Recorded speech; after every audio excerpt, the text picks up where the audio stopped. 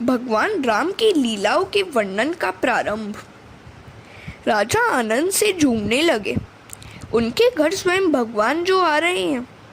उन्होंने सरयू में स्नान किया और भगवान की पूजा में लीन हो गए। इधर कौशल्या भी प्रभु ध्यान में मग्न है। आज परम पवित्र रामनवमी का दिन है।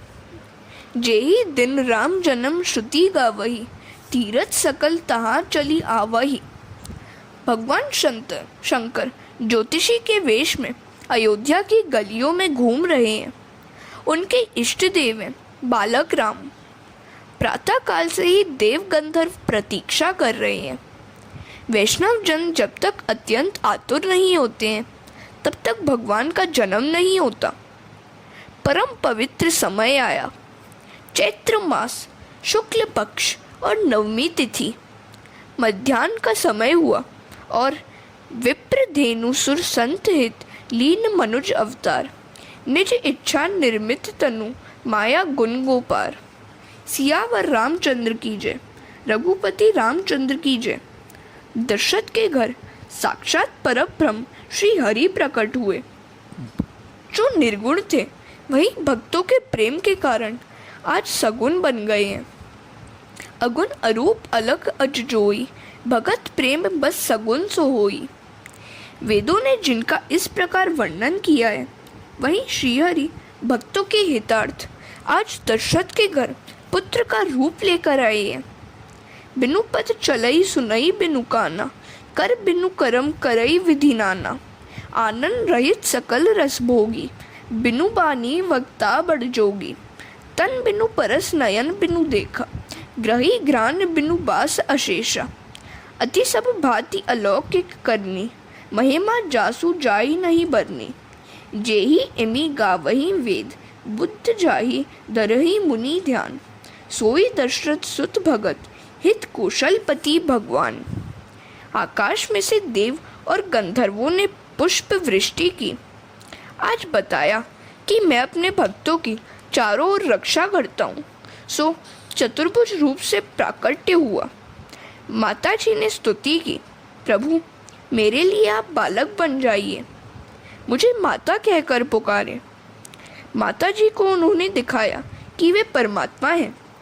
उनका चतुर्भुज स्वरूप अदृश्य हो गया और छोटे छोटे 2 हाथों वाले बालक बन गए। दासियों में भी यह शुभ समाचार फैल गया। कौशल्या ने दासी को नवला का हार दिया। मेरा राम सुखी होगा, मैं आनंद से दे रही हूँ। दासी ने कहा, मुझे तो कुछ भी नहीं चाहिए, मैं तो राम को खिलाना चाहती हूँ। राम दासी की गोद में गए। आज उसका भी ब्रह्म संबंध हो गया। हरे कृष्ण। दासी दौड़ी हुई राजा के पास आई और बधाई दी। लाला भयो है, लगता है साक्षात नारायण आए हैं। वृद्ध दशरथ जी के घर पुत्र का जन्म हुआ और पुत्र भी साधारण नहीं, साक्षात परमात्मा पुत्र का रूप लेकर आए हैं। दशरथ जी ने वस्त्र आदि से श्रृंगार किया। प्रथम गणपति की पूजा की गई। दान तो इतना दिया गया कि सारी अयोध्या में कोई दरिद्र न रहा।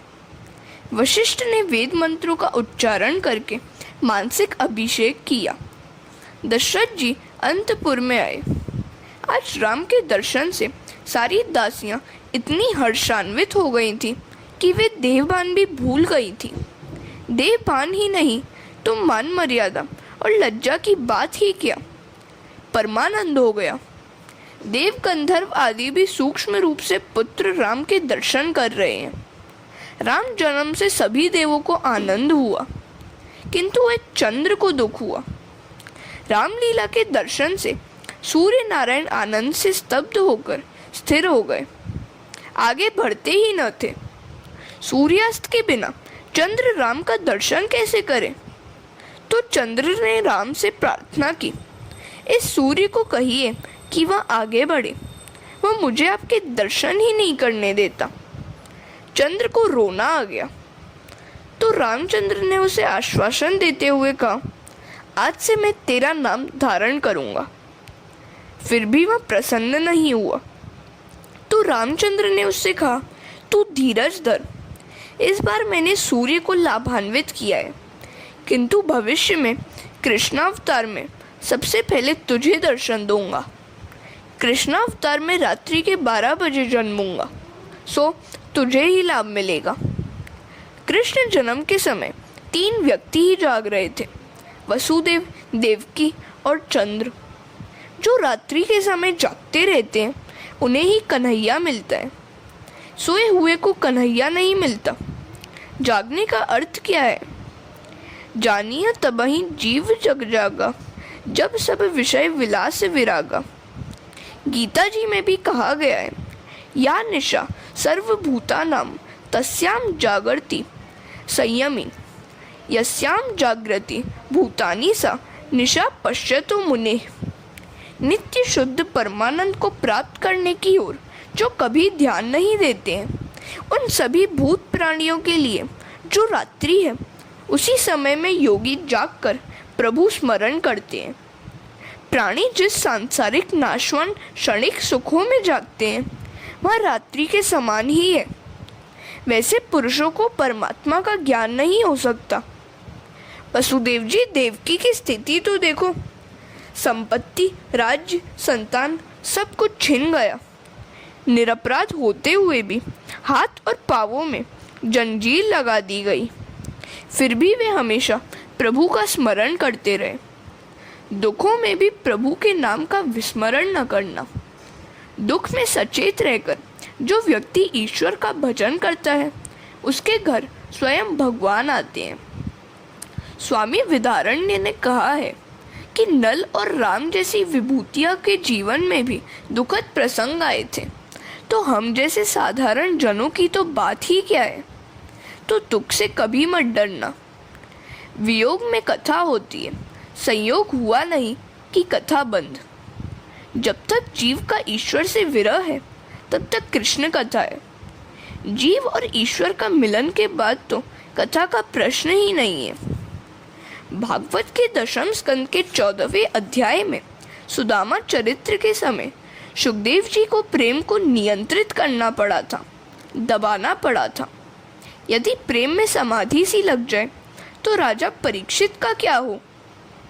दशरथ ने बाल स्वरूप देखा तो उनका हृदय प्रेम से भर आया। दशरथ के आनंद का वर्णन तो सरस्वती भी नहीं कर सकती है। उन्होंने वशिष्ठ जी से वेद मंत्रों का पाठ करने को कहा। वशिष्ठ राम के दर्शन करने पर कहते हैं कि मैं वेद मंत्र तो क्या, अपना नाम तक भूल गया हूँ। मैं बोलूँ तो क्या बोलूँ? दर्शन में नाम रूप भूलने पर दर्शन का बड़ा आनंद होता है, ब्रह्म दर्शन का आनंद होता है। तत्र वेदा अवेदा भवन्ति। ईश्वर दर्शन होने के बाद तो वेद भी विस्मृत हो जाते हैं। ईश्वर के साक्षात्कार के बाद वेद भी मिथ्या है। ईश्वर के साक्षात्कार के बाद वेद की कोई आवश्यकता नहीं है। प्रभु का साक्षात्कार होने पर वेद, जगत के नाम रूप और अपनापन सभी कुछ विस्मृत हो जाता है। सो वशिष्ठ कहते हैं कि मैं तो अपना नाम भूल गया हूँ। हरे कृष्ण।